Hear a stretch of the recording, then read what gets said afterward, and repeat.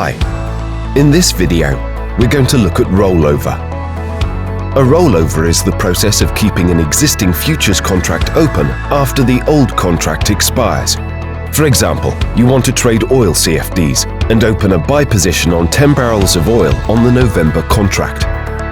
On the rollover date, the old November contract is trading at $40, whereas the new December contract is trading at $50.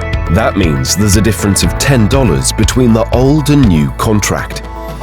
When multiplied by 10 barrels, the difference is valued at $100. A rollover does not impact your account. During the rollover, your position was valued at $400 on the old contract, whereas on the new contract, your position is valued at $500. A negative adjustment of $100 is made to your account. This means that your equity is not impacted at any point during the rollover process. So why roll over a position? It saves you the time of closing and opening new positions. There's no need to pay an additional spread. Plus, the service is completely free.